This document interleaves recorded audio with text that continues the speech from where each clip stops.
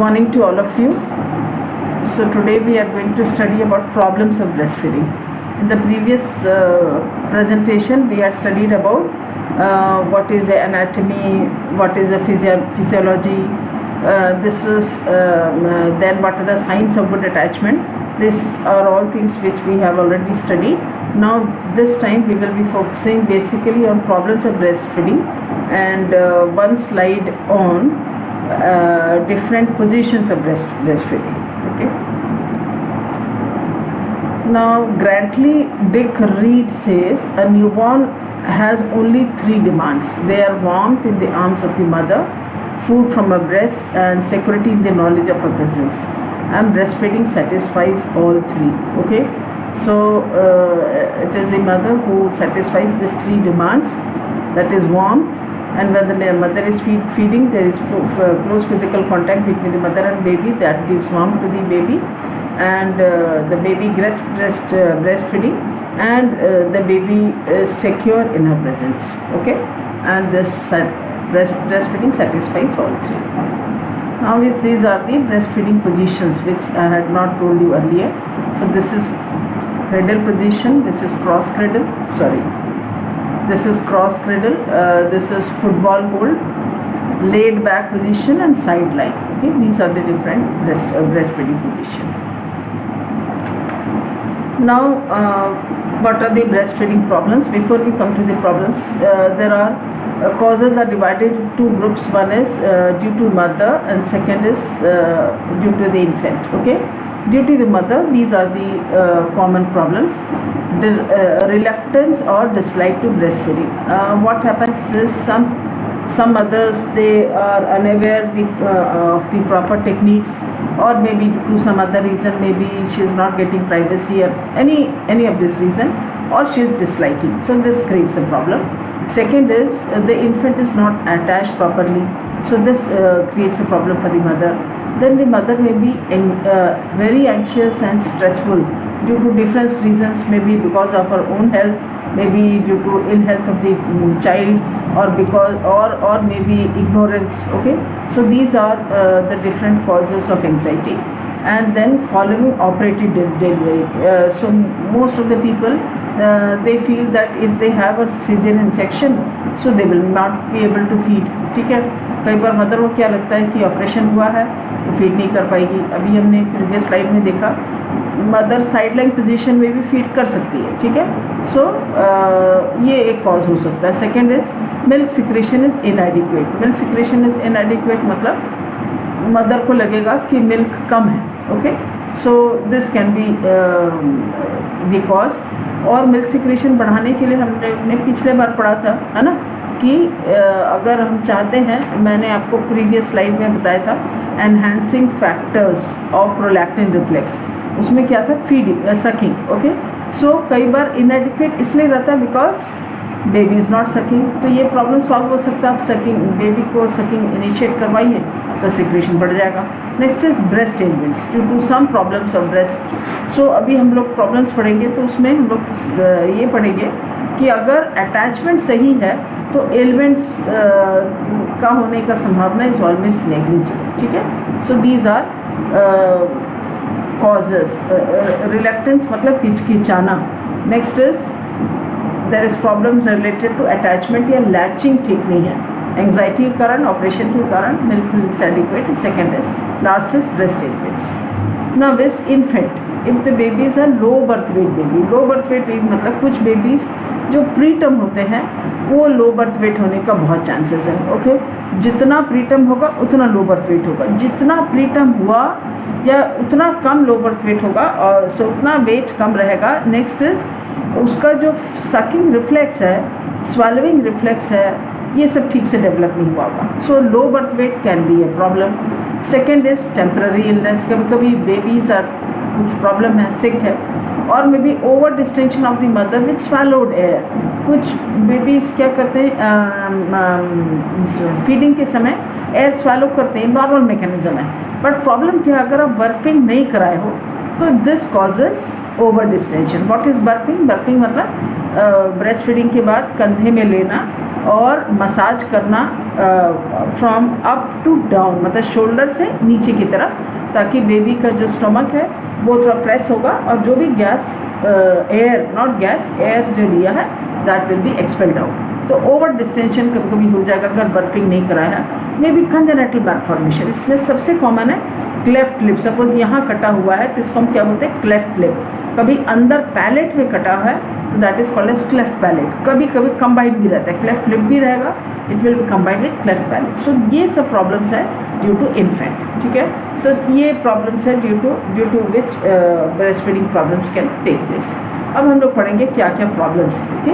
These are the problems. पहला है breast engorgement, second is crack nipples, retracted nipples, mastitis, breast abscess, lactation fever. इसको हम लोग एक एक करके स्लाइड में पढ़ेंगे। नाउ इज ब्रेस्ट एनकॉर्चमेंट, ठीक है। आप ये इसका पिक्चर देख सकते हैं, okay. So this is breast engorgement, ठीक है। There is excessive production of milk. अगर आपको मेरा पिछला स्लाइड याद है, मैंने आपको बताया था कि जो इन्फेंट का स्टमक का जो साइज़ है that is a size of A cherry, और वो धीरे धीरे धीरे उसका साइज़ बढ़ता है। और फिर मैंने आपको ये भी स्लाइड में दिखाया था कि जैसे बेबी का स्टमक का साइज़ बढ़ता है वैसे ही ब्रेस्ट मिल्क का अमाउंट भी बढ़ते चले जाएगा, ठीक है। पर अगर कंजम्पशन नहीं है, कंजम्पशन मतलब बेबी अगर ठीक से फीड नहीं कर रहा है तो क्या होगा, प्रोडक्शन तो होते ही रहेगा। तो and the production is more, the use is less, okay. तो इसके कारण के there is excessive production of breast milk. उसका मतलब जितना बन रहा है उतना बेबी फीड नहीं कर पा रहा है। So that is the most common cause of breast engorgement. Breast engorgement आपको first day, second day, third day नहीं दिखेगा, फोर्थ डे और थर्ड डे में भी लेट दिख सकता है। फोर्थ डे, फिफ्थ डे में दिस इज कॉमन। क्यों? क्योंकि हमको मालूम है कोलेस्ट्रॉल का amount is 15 to 20 ml। So that is on first 3 days। फिर है transitional milk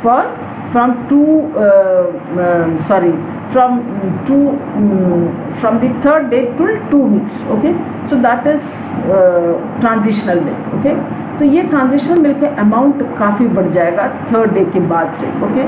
so breast engorgement will be common in those days, ठीक है। तो फर्स्ट 3 days में ब्रेस्ट एनकॉर्चमेंट के इश्यूज नहीं है, फोर्थ डे ऑनवर्ड्स दिस में बी देयर। तो ये this is one of the cause. Second is exaggerated venous and lymphatic enlargement. अभी मैंने आपको बताया था कि जो इसके साथ में आप देख रहे हैं ये रेडिश कलर एरिथेमा दिख रहा है, ठीक है। ये जो वेनस ब्लड सप्लाई है, लिम्फेटिक ड्रेनेज, ये भी सब बहुत बढ़ रहा है। साथ में obstruction of outflow of milk, उसका मतलब क्या है, इतना ज़्यादा भर गया है कि मिल्क ठीक से बाहर नहीं आ पा रहा, ठीक है। So these are outflow of milk. अभी हमने पढ़ा था कि अगर आपको फिजियोलॉजी याद है, एल्वेलाई से milk will travel through the lactiferous duct, फिर लैक्टिफेरस साइनसेस में आएगा, वो एरियोला के नीचे है, ठीक है। तो ठीक से फ्लो नहीं हो पाएगा बिकॉज इट इज़ ऑल एनगॉज, ठीक है। अभी हम लोग नेक्स्ट स्लाइड में हम लोग पढ़ेंगे what are the sign. So these are engorge lymphatic and venous channels around the alveoli. ये कौन से एल्वेलाई है? Milk secreting alveoli. उसका जो लिम्फेटिक और वेनस चैनल से काफ़ी एनगॉज मतलब भर गया। तो इसके क्या कारण क्या होता है, एल्वेलाई का प्रेशर बढ़ गया। एल्वेलाई का प्रेशर बढ़ गया तो डक्ट भी ब्लॉक हो जाता है, एपिथेलियम भी फ्लैटन हो जाता है। So this causes the hardness of breast and it is painful, ठीक है। नेक्स्ट है हम लोग अभी पढ़ेंगे what are the sign and symptoms, ठीक है। ये आप डायग्राम में आप देख पा रहे हैं कि both breast feel tender, tense, firm and heavy, ठीक है। टेंडर मतलब आप जैसे टच करेंगे it will be very painful. Tense मतलब there will be shining hard and easily press नहीं हो पाएगा, that is tense. There will be firm, very hard and this will be heavy. ये आप डायग्राम से देख सकते हैं। Nipples will become edematous and flushed, okay. There are some changes in nipples and this areola also becomes very hard. तो ऐसे समय पे आप प्रेस भी नहीं कर पाएंगे, okay. The veins over the breast become engorged and prominent, ठीक है। यहाँ का जो वेन्स है वो आप देखेंगे कि एकदम प्रोमिनेंट दिखने लगता है। Generalise malaise and transient rise of temperature. Transient मतलब कुछ समय के लिए टेम्परेचर बढ़ जाएगा, एंड मैलेज मतलब थकावट, अच्छा नहीं लग रहा है, ऐसा लगे, and that will be painful breast feeding. Okay, so these are the symptoms of breast engorgement. Now this pain कम करने के लिए क्या क्या करना है? Apply cool compress to your nipples after breast feeding के बाद आप कूल कॉम्प्रेस लगा सकते हैं। उसके पहले आप क्या कर सकते हैं, आप एक you can use 2 hand towels, उसको आप गर्म पानी में डालिए और जितना हीट मदर सह कर सकती है वो टॉवल में उतना गर्म पानी होना चाहिए। टॉवल को आप स्क्वीज़ करिए, रैप ईच ऑफ द, जो भी एनगॉज ब्रेस्ट है, wrap the breast with this towel. Okay, nipple के ऊपर नहीं करना है। Okay, and then after 5-6 times once you do it, फिर दूसरा टॉवल से, फिर जैसे ही ठंडा हो जाएगा फिर दूसरा टॉवल से फिर आपको वैसे ही करना। So once you do this hot fomentation, ये जो कोल्ड कॉम्प्रेस है, this is after breast feeding. Before breast feeding what you can do is, इसको हम कहते हैं हॉट फॉर्मेंटेशन। हॉट फॉर्मेंटेशन में 2 टॉवल लेना है, गर्म पानी रखिए जितना मदर सह सकती है, एक टॉवल को गर्म पानी में रहने दीजिए, एक टॉवल को you can wrap it around the breast and then try to express the breast milk. ठीक है, so this will help to soften the breast and breast milk निकालना पड़ेगा। So then only this engorgement can be stopped, can be, और if the baby can feed, because अगर बहुत ज़्यादा एनगॉर्जमेंट है तो फीडिंग भी मुश्किल है। ओके, तो then you need to express, okay, express the breast milk. Now this if the nipples are dry, gel pads can be applied, or if the nipples are very sore, then placing breast shields inside your clothes, so that there is no direct contact with this. Next is use proper breast support by proper dress. Next is how to manage. You have to support the breast. Second is manual expiration of remaining milk after each feed, because it is now full. If the baby can feed, well and good.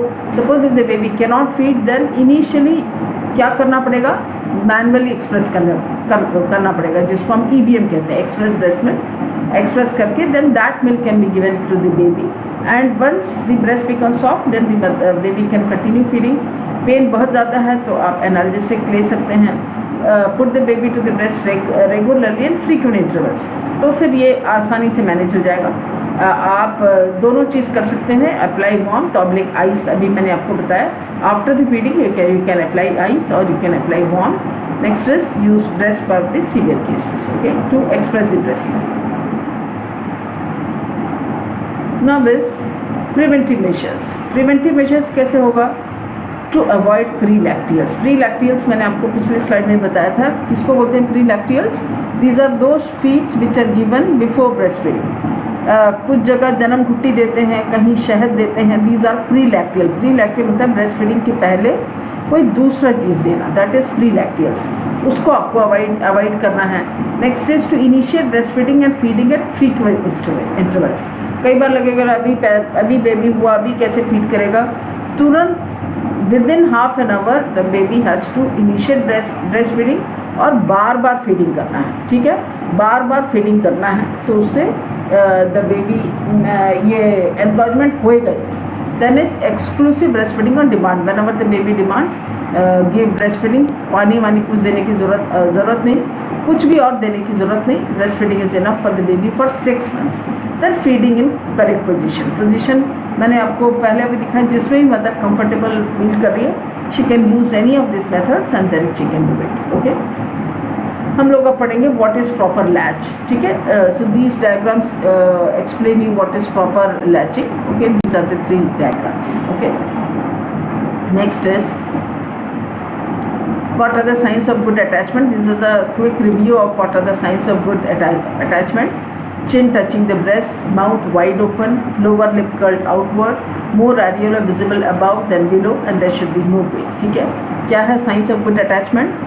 Chin breast को touch करेगा, mouth will be wide open, baby का मुंह जो रहेगा wide open रहेगा, lower lip बाहर की तरफ टर्न रहेगा, उसको हम बोलते हैं कर्ल्ड आउटवर्ड्स, एरियोला ऊपर ज़्यादा दिखेगा, नीचे तो ऑलमोस्ट दिखेगा ही नहीं, and there will be no pain during breast feeding. Okay, so these are signs of good attachment. ना व्हाट इज पुअर लैच, ये डायग्राम में आपको पुअर लैच दिख रहा है। सो हियर दिस जो है areola it is all outside, okay, यहाँ भी एरियोला इज ऑल आउटसाइड, ठीक है।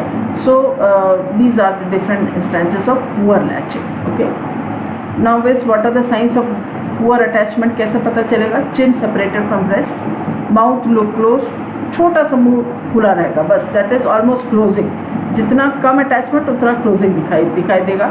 लोअर लिप ऊपर की तरफ रहेगा, नॉट आउटवर्ड, ऊपर की तरफ।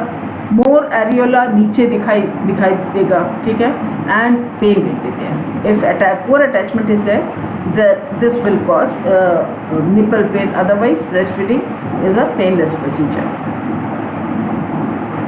Now what are the consequences of poor latch? अगर लैचिंग ठीक नहीं है so these are the problems, ठीक है। अभी हम लोग आगे का पढ़ेंगे क्या क्या प्रॉब्लम्स है, ओके।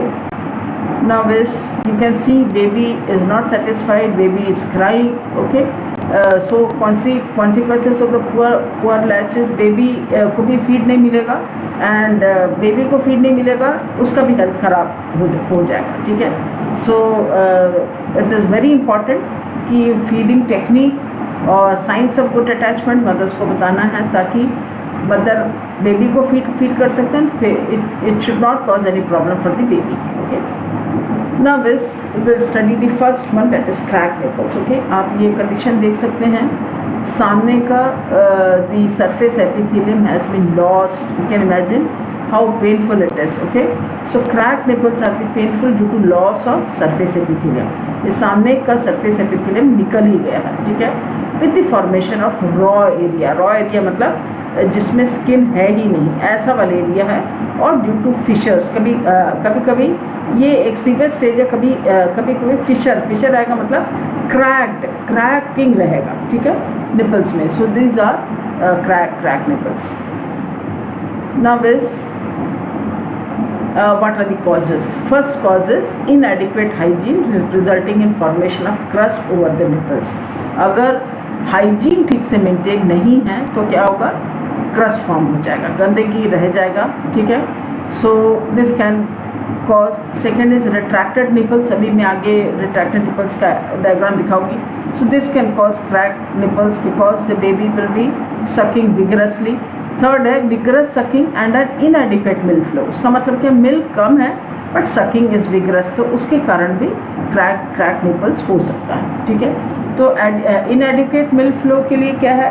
अब बार बार फीडिंग कराने से मिल्क बन जाएगा।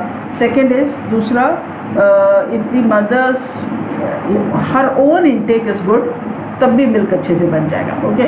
सो vigorous sucking and inadequate milk flow, so these are all manageable problems, okay.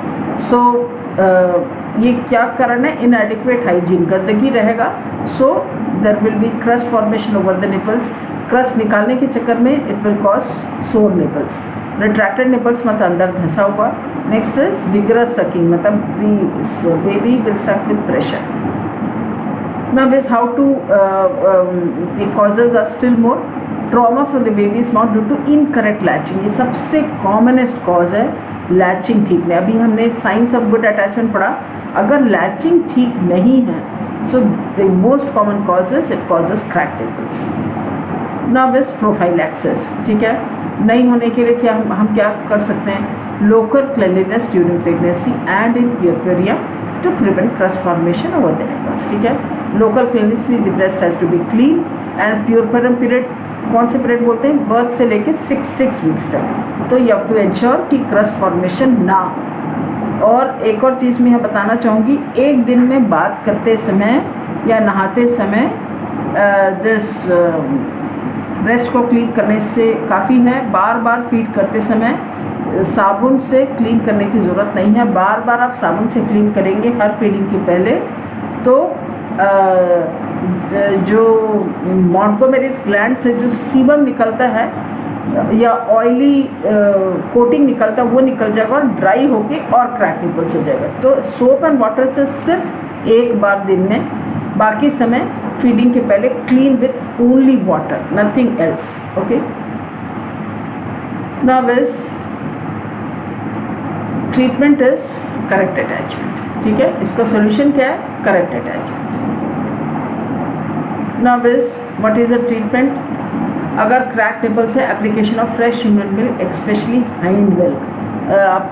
अगर मेरा पहले का प्रेजेंटेशन आपको याद है, मैंने आपको एनाटॉमी में टाइप्स ऑफ मिल्क बताया था। One of them was hind milk. Hind milk मतलब अगर ब्रेस्ट फीडिंग चल रहा है, 15 मिनट फीड कर रही है, तो जो शुरू में मिल्क आता है दैट इज़ फोर मिल्क, जिसमें पानी का मात्रा जाता है, दैट इज़ 88% वाटर। बाद में जो आता है आखिरी में दैट इज़ हाइंड मिल्क, जिसमें फैट का कंटेंट जाता है, ठीक है। सो और हम लोग ने ब्रेस्ट फीडिंग एडवांटेजेस में हम लोग ने बहुत सारे एडवांटेजेस ऑफ ब्रेस्ट फीडिंग पढ़े थे। उसमें एंटी इन्फेक्टिव फैक्टर्स का 3-4 स्लाइड था। Okay, so what you need to do is feeding करने के बाद the baby has been fed express करें विच कंटेन्स हाइंड मिल्क, तो थोड़ा फैट के कारण एक फ्रिक्शन भी कम हो जाएगा। साथ में ब्रेस्ट मिल्क में एंटी इन्फेक्टिव फैक्टर्स है, वो भी काम करेगा ट्रीटमेंट के, ठीक है। अगर ज़्यादा प्रॉब्लम है तो प्यूरिफाइड लैनोनिन क्रीम आता है, so that can be applied 3 to 4 times a day. Okay. Next is another is nipple is to be kept dry and exposed to air, should not be wet. Okay. Then should be removed by breast milk should be removed by manual expression pump.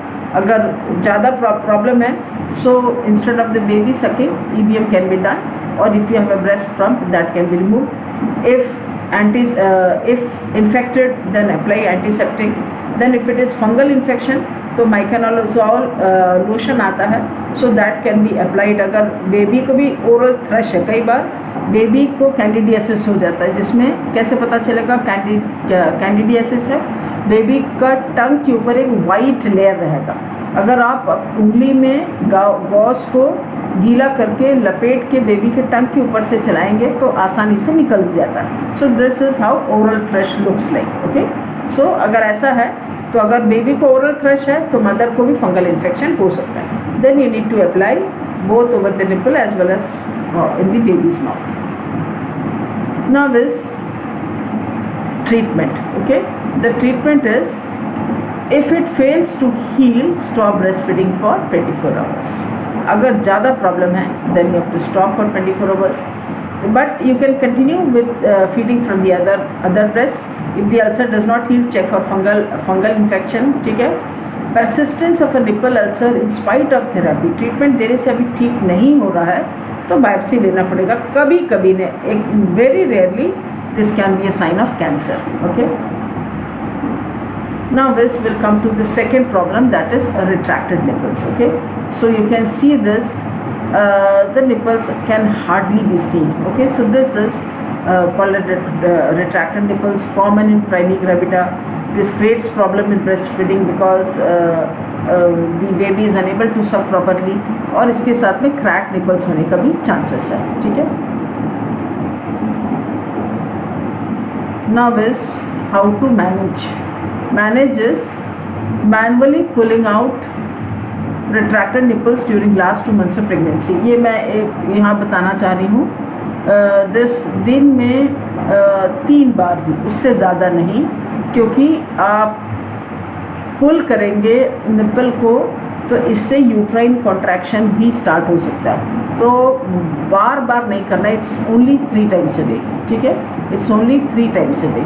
फिर use of syringe, action of a disposable syringe for few days.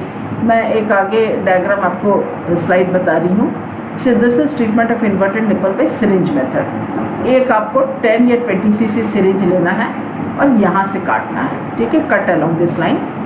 फिर ये piston को निकाल दीजिए और opposite side से insert कर दीजिए. Insert the plunger from the cut end. जहाँ से आपने काटा यहाँ से इसको निकालो और जहाँ से काटा उसको इंसर्ट कर दीजिए. अब क्या होगा, ये वाला जो पार्ट है, ठीक है, सो दिस ये वाला जो पार्ट है, this will be applied over the nipple and then you pull it. ठीक है, देन यू पुल इट. तो वैक्यूम के कारण before the feeds 5 to 8 times a day ऐसा आपको करना है. ठीक है, so this causes the nipple to come out. Okay, now we'll come to next problem, that is acute mastitis. ठीक है, अब क्या है, इन्फ्लेमेशन हो गया है ब्रेस्ट का, that is called as acute mastitis. तो staphylococcus aureus, staphylococcus epidermis and streptococci, ये क्या है, ऑर्गेनिजम्स है which can cause acute mastitis. What is the risk factor? Poor nursing. Poor nursing मतलब पुअर फीडिंग, फिर एक क्रैक निपल्स, इसके कारण एक्यूट मास्टाइटिस हो सकता है। Now we shall be learning about the types of it, ठीक है। तो पहला है infection that involves the breast parenchymal tissues leading to cellulitis, ठीक है। शुरू में क्या होगा, only cells are affected, okay, cells के साथ में some tissues, okay, so that is first type जिसमें यू हैव सेल्यूलाइटिस। पर अब क्या होगा, infection gains access through lactiferous ducts. अब क्या होगा, पहले शुरू में तो सिर्फ बाहर का ही प्रॉब्लम है, अब इन्फेक्शन लैक्टिफेरस डक्ट से होते हुए it leads to primary mammary adenitis, ठीक है, the whole breast gets infected, okay. Now this कब ये होगा, late first week of puerperium in superficial cellulitis और सेकेंड वीक में मैमरी एडिनाइटिस हो जाएगा, ठीक है। तो फर्स्ट वीक में मतलब फर्स्ट वीक के एंड में, लेट फर्स्ट वीक मतलब फर्स्ट वीक के एंड में सुपरफिशियल सेलुलाइटिस होएगा एंड सेकेंड वीक में there is memory एडिनाइटिस।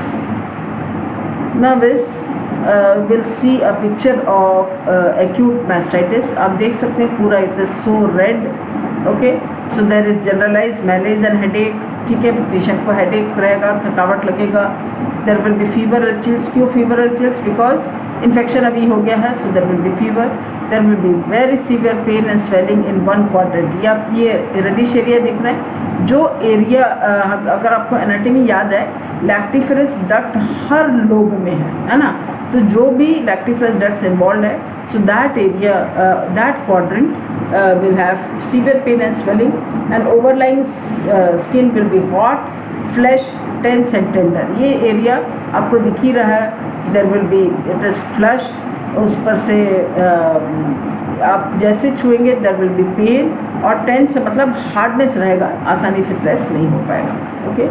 Now this what is the treatment, ठीक है। सबसे है antenatal care to nipple, prevention of engorgement and isolation of the infected baby, ठीक है। अगर बेबी को इन्फेक्ट हो गया है तो बेबी को आइसोलेट करना पड़ेगा।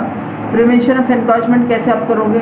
फीडिंग टाइम पे देते रहो, बार बार दीजिए और साथ में the attachment has to be good, ठीक है। Antenatal care to the nipple, antenatal care मतलब जब चेकअप के लिए आएंगे तो ब्रेस्ट भी निपल्स चेक करना बहुत ज़रूरी है। अगर रिट्रैक्टेड है तो उसको मैनेज पहले ही करना पड़ेगा, ठीक है। So that is antenatal care. फिर hand washing before each feed, ताकि इन्फेक्शन कंट्रोल किया जा सके, ओके। नाउ दिस क्यूरेटर, तो क्या ब्रेस्ट सपोर्ट लगेगा, plenty of oral fluids, okay, then feeding continued with good attachment on the unaffected side। जिस जगह मास्टाइटिस है वहाँ से फीड नहीं करना है, दूसरे साइड से फीडिंग चलते रहेगा। मैनुअल और expression of milk from affected side, जहाँ पे इन्फेक्टेड है वहाँ पे आपको मैनुअली एक्सप्रेस करना है, ठीक है। फिर एंटीबायोटिक थेरेपी, एरिथ्रोमाइसिन और फ्लूकॉक्सिसिलिन, ठीक है, ये मेडिसिन आपको देना है। नाउ दिस और हम लोग कंटिन्यू करेंगे suspension of breast feeding on the affected side till the infection is control, तब तक आपको नहीं करना है, मैनुअल एक्सप्रेशन करना है। साथ में सप्रेशन ऑफ लैक्टेट, अगर बहुत ज़्यादा ब्रेस्ट मिल्क है तो ब्रोमोक्रिप्टिन 2.5 mg 10 दिन तक खाने से लैक्टेशन कम हो जाएगा, या ब्रेस्ट मिल्क का प्रोडक्शन कुछ दिन तक कम किया जा सकता है if too much milk is there. अब now we'll come to the next problem, that is breast abscess, okay। flush breast not responding to antibiotic promptly, ठीक है। आप एंटीबायोटिक दे रहे हैं बट कोई असर नहीं दिख रहा है, there is browny edema, ठीक है। अब स्वेलिंग भी दिखने लगा, मार्क्ड टेंडरनेस, बहुत ज़्यादा स्वेलिंग, स्विंगिंग टेम्परेचर मतलब कभी बहुत ज़्यादा है फिर कम हो जाएगा फिर ज़्यादा हो जाएगा, तो इस टाइप का टेम्परेचर चलता है, ठीक है। तो दिस इज़ ब्रेस्ट एब्सेस, ये आप देख रहे हैं पूरा।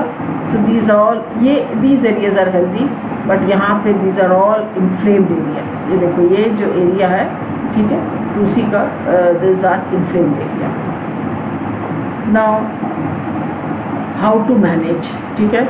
एब्सेस हो गया है तो there is no other way except incision and drainage. तो जनरल एनेस्थीसिया में abscess is to be drained. फिर breast feeding is continued in the unaffected side. Okay, breast feeding is continued in the unaffected side. आपके right में problem है, left side से continue चलते रहेगा। Next is these are next problem. अब है lactation failure. कभी मिल्क प्रोडक्शन ठीक से नहीं है। Okay, what are the causes? Infrequent feed suckling, baby is not feeding properly, sucking बार बार नहीं है तो लैक्टेशन फेलियर हो जाएगा। फिर डिप्रेशन और एंग्जाइटी का अलग अलग कारणों से, कभी डिप्रेशन है या कभी एंग्जाइटी है, इसके कारण लैक्टेशन फेलियर हो सकता है। रिलक्टेंस ऑफ ब्रेस्ट फीडिंग, कुछ लोग हेजिटेट करते हैं ब्रेस्ट फीडिंग के। कई लोग को लगता है भाई हम लोग बॉटल से मैनेज कर लेंगे, वाई टू फीड, है ना, या मेरे से नहीं हो पाएगा, या mother is not confident. Ill development, ये क्या है? इन्वर्टेड निपल्स, ठीक है, इल डेवलपमेंट ऑफ निपल्स, वो कारण प्रॉब्लम हो सकता है। पेनफुल ब्रेस्ट लीजन्स, अभी हमने क्रैक निपल्स पढ़ा, मैस्टाइटिस पढ़ा, ठीक है। So these are painful breast lesions. Then there will be separation of prolactin ठीक से नहीं निकल रहा है, ठीक है। So these are the causes which causes lactation failure, ठीक है। नाउ कैसे मैनेज करेंगे, ठीक है। एंटीनेटल में आपको एजुकेशन देना है एडवांटेजेस ऑफ ब्रेस्ट फीडिंग का। मेरा जो सेकेंड वाला स्लाइड था एडवांटेजेस, वो सब ब्रेस्ट फीडिंग से क्या क्या फ़ायदा है हमने 3 एंगल में पढ़ा था। Infant, mother and third is infant, mother and society. ये all 3 areas the mother has to be educated, ठीक है। Next is correction of retracted nipples, अगर निपल्स रिट्रैक्टेड है they have to be corrected. फिर है maintenance of adequate breast hygiene in last 2 months. ये देखना पड़ेगा कि लास्ट 2 मंथ्स में जो ब्रेस्ट का हाइजीन है, that is no crust formation, ये कुछ भी नहीं होना चाहिए, ठीक है। सो ये सब चेकअप करना पड़ेगा। Next is what is the treatment, ठीक है। पोस्ट नेटल में एनकरेज एडिक्वेट फ्लूइड इनटेक। अगर फ्लूइड कम होगा तो ब्रेस्ट मिल्क भी ठीक से नहीं बन पाएगा। Feed the baby regularly. कोई पेनफुल लीजन है उसको प्रॉम्प्टली, डोंट वेट, थोड़ा भी फिशर ही अपीयर होता है तुरंत ट्रीट करिए, नहीं तो बहुत मुश्किल हो जाएगा। Express residual breast milk after each feed, क्योंकि हम लोग ने, अगर आपको प्रोलैक्टिन का स्लाइड याद है, उसमें लिखा था prolactin is secreted after the feed to produce next feed. उसका मतलब फीडिंग के बाद प्रोलैक्टिन प्रोड्यूस होगा नेक्स्ट फीड के लिए। तो जो बचा खुचा मिल्क है, अगर बचा वाला मिल्क को एक्सप्रेस करना ज़रूरी है, तभी प्रोलैक्टिन बनेगा।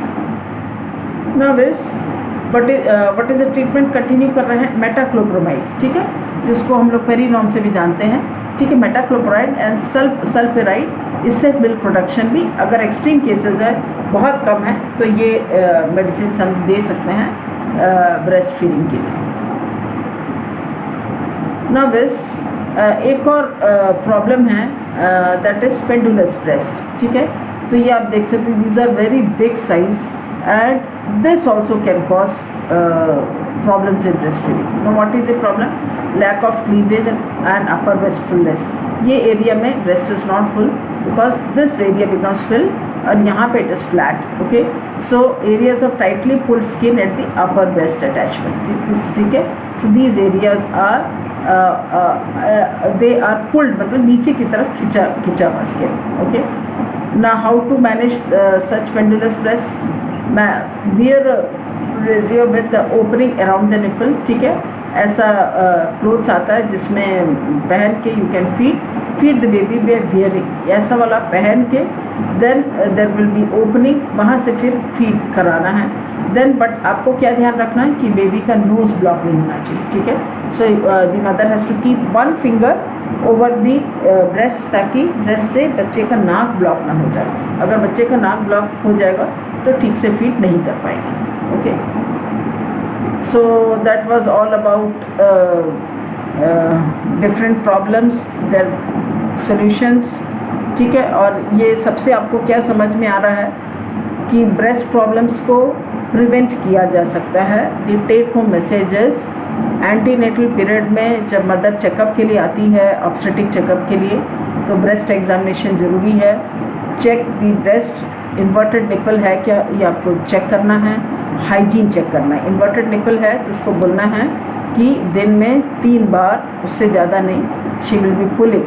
सेकेंड इज़ हाइजीन मेंटेन करना है ताकि क्रस्ट फॉर्मेशन ना हो, और मदर को बताना है एडवांटेजेस ऑफ ब्रेस्ट फीडिंग का, एंड अगर उसके मन में जो भी डाउट है रिलेटेड टू पोजीशन वो सब उसको क्लियर करना है।